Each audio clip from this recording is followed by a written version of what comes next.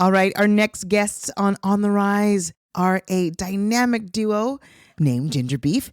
It's a collaboration of the husband and wife team of award-winning flutist Jiajia Li and veteran producer, multi-instrumentalist Warren Tse, aka MSG.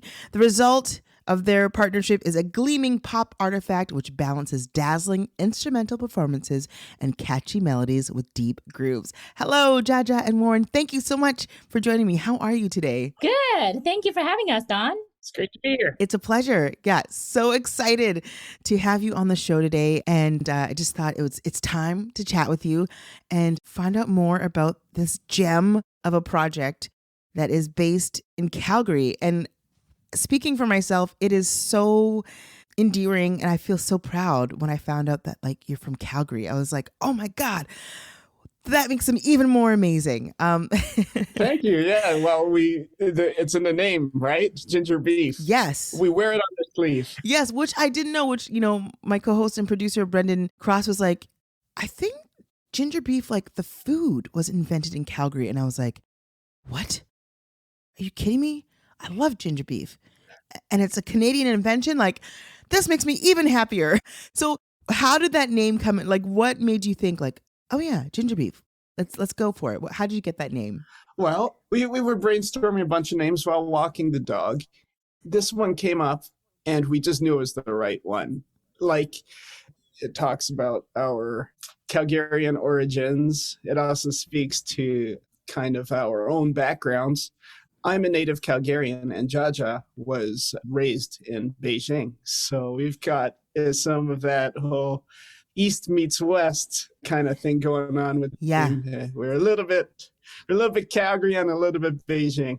And I feel like that's a song right there. Yeah, I think so. Expect that on our next album. Caljing. Yeah. I think it actually, you know what? Everything you said too is just like, it's a surprisingly popular dish, ginger beef. Everyone's kind of proud of it, and it's very likable. We're a pop band. Yeah. We want to be liked. It's just like ginger beef. Yeah. I love that. Oh. That's so beautiful. Jiajia, when you came to Canada and you tried ginger beef, like, have you ever had ginger beef before? Were you like, what is this? Oh, of course. And I gotta say, it is not one of my favorite dishes. But, well, I mean, like, it speaks with my own personal preferences. I eat eating. We just don't really eat like sweet meat. I told Warren, like, sweet meat is weird. But, like, this is a very interesting dish because when we're like thinking about authenticity, for example, right? Mm-hmm. Ginger beef is truly authentic to Calgary and the Canadian cuisine, Chinese cuisine. Yeah. It's invented here, right? It's a really interesting, like topic, even like branching into our music, where, like what is the authenticity, So we are trying to, create something coming from us. And me and MSG are different human beings, had very different music backgrounds and also like just world backgrounds too. So this collaboration is also like bridging kind of like two worlds, two human beings together. Jiajia, can you talk a little bit about your songwriting process? How does that work between the two of you? Yeah, so we're the kind of band that don't write music in the same room. So in fact, so I mean, like we do everything in this house. So I have a little tiny studio upstairs. MSG has a studio in the basement.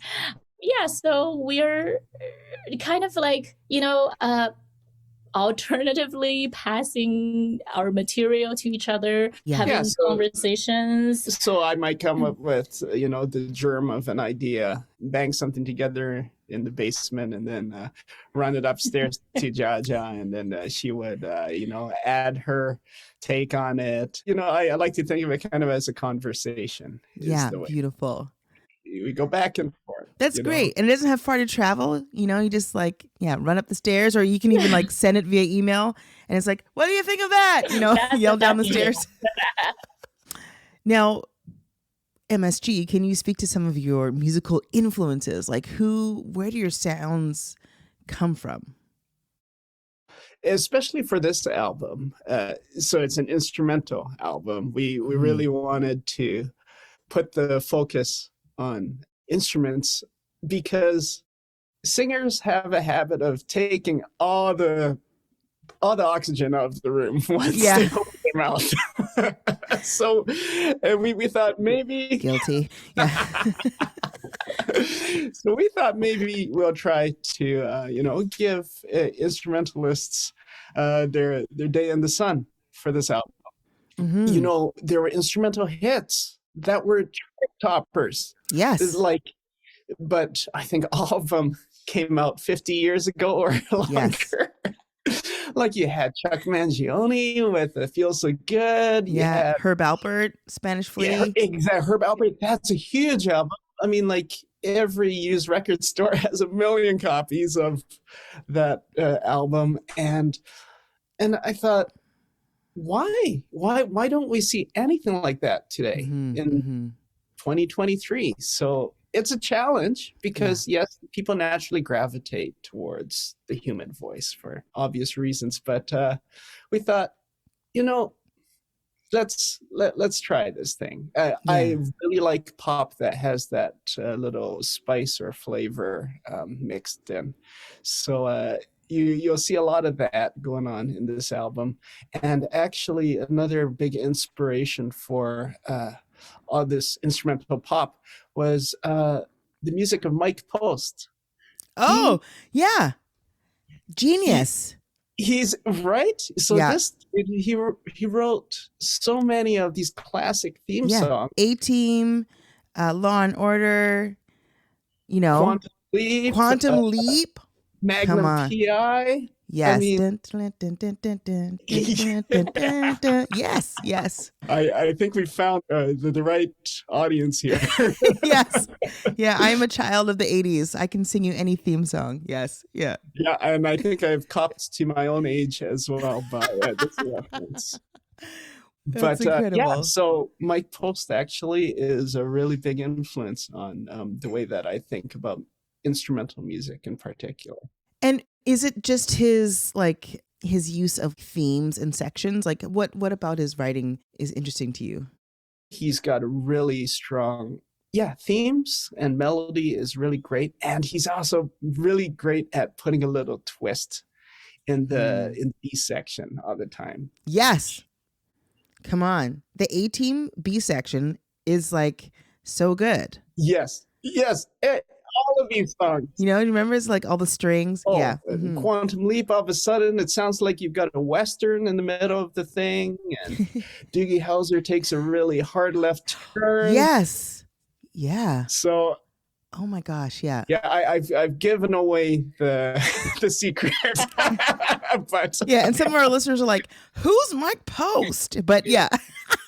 You must do a deep dive on YouTube. If you don't know who Mike Post is, you will be transported back to pivotal moments in your life, I would say. Yeah. Yeah, that's great. Well, a little bit of Mike Post and your own juice is what makes Ginger Beef so special. Do you guys have any shows coming up? We have recently booked a show at the Studio Bell on December 29th, I believe, at 1:00. I usually just use Instagram to post our upcoming events. So if anybody wanted to come to see us, or bring follow the us. kids and everything. We really like to be an all ages kind of act. That's what we did for our album release. Yeah, our album release was lots of kids dancing and along with their moms, and we're a some bunch. It's a wonderful way to create music lovers is by including people of all ages and getting them out to shows. You can't see a show when you're 6 years old and the show starts at 9 p.m. It just doesn't work. But let me say, speaking for myself, I'm a fan of a 1 p.m. show as well. It's so civilized, feel real good. And then it's I can get to bed at a sensible hour. Right? All right. I could talk to you forever. You are both so delightful. Before I let you go, I'd love to play Hedgehog from your album. Can you tell our listeners a little bit about it? Yeah, so this number, it's a funky one that take some influences from the likes of Steely Dan, maybe a little bit of Herbie Hancock kind of thing, with Jiajia shredding all over the thing. Perfect. There's little bits that you can hear her playing on alto flute as well. Yeah, in such a beautiful tone. I love the alto flute. Thanks. Okay. From the album Ginger Beef, the self-titled album, which is number 12 on CKUA's Top 30 chart this week. Yeah. This is Hedgehog by Ginger Beef. Make sure to check them out December 29th, 1 p.m. at Studio Bell.